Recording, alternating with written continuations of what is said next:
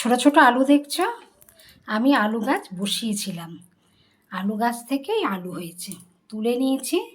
এটাকে কেটে আমি চচ্চড়ির মধ্যে দিয়ে দেবো। পালং শাকের চচ্চড়ি করব।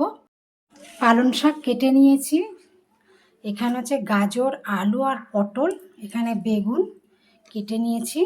আর এখানে শুকনো চিংড়ি গরম জলে ভিজিয়ে দিয়ে তারপর এটাকে ভেজে নিয়েছি।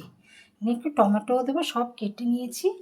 এবার কড়াইতে তেল বসিয়েছি, বসিয়ে শুকনো লঙ্কা দিয়েছি, তেজপাতা ফোড়ন দিচ্ছি, আর হচ্ছে 5 ফোড়ন দিচ্ছি।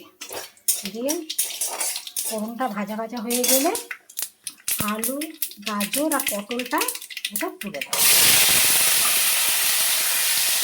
দিয়ে এটা ভালো করে নাড়াচাড়া করে পরে আসছি।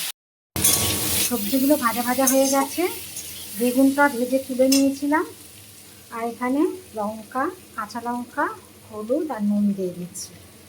আমি কাঁচা লঙ্কা দিয়েই চচ্চড়িটা করবো পালং শাক।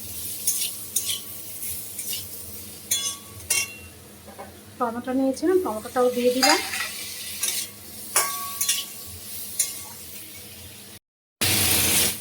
সবজি ভাজা ভাজা হয়ে গেছে। এবার হচ্ছে শাকটা তুলে দিচ্ছি, দিয়ে নেড়ে ছেড়ে ঢাকা দিয়ে দেবো।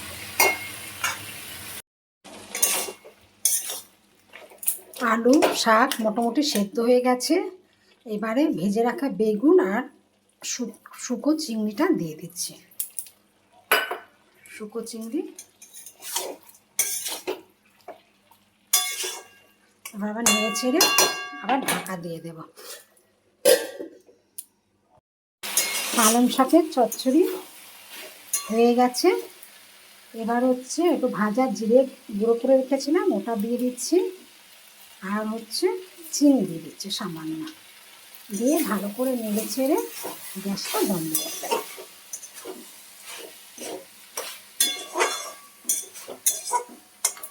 আবার একটু ঢাকা দিয়ে দেব, দিয়ে গ্যাসটা বন্ধ করে দেব। শুকনো চিংড়ি দিয়ে পালং শাকের চচ্চড়ি হয়ে গেছে, কমপ্লিট।